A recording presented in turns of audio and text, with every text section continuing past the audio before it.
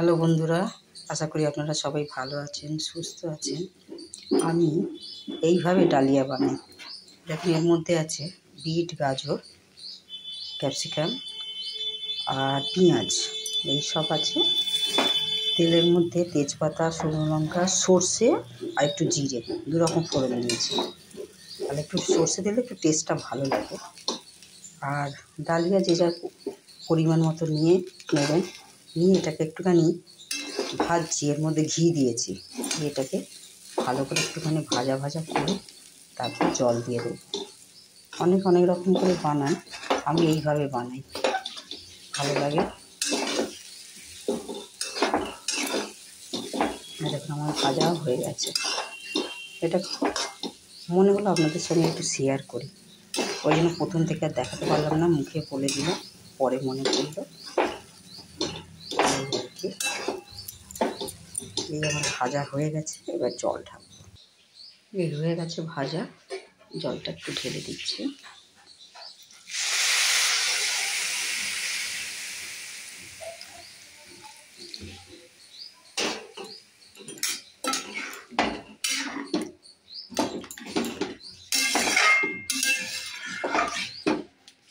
অনেকে বাদাম ভেজেও দেয়, ভালো লাগে।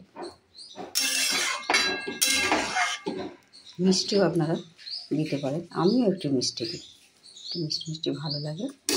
খুব বেশি জলের প্রয়োজন হবে না, যা দিয়েছি এটাতে মাখা হয়ে যাবে। এবার ঢাকা দিয়ে দেবো। গ্যাসের উনুনটা তোমার একটু মিডিয়াম থাকবে, খুব জোরেও না খুব কমও না। এইভাবে এটা একটুখানি হতে থাকুক। এবার গ্যাসটা একদম কমিয়ে দিয়েছি, আমার হয়ে গেছে। আপনাদের সঙ্গে একটু শেয়ার করে,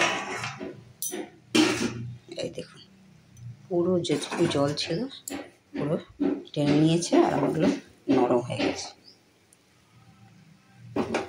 অনেকে সয়াবিনও দেয়, তা আমি ওই সব আর দেবো না।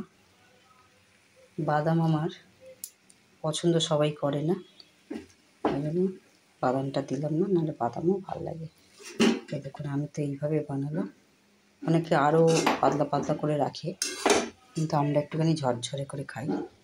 এইরকম, এই যে দেখছেন, এটা আপনারা এইভাবে বানিয়ে খাবেন। আমি মিষ্টিও দিয়েছি এর মধ্যে, ঘি মিষ্টি সব দেওয়া আছে।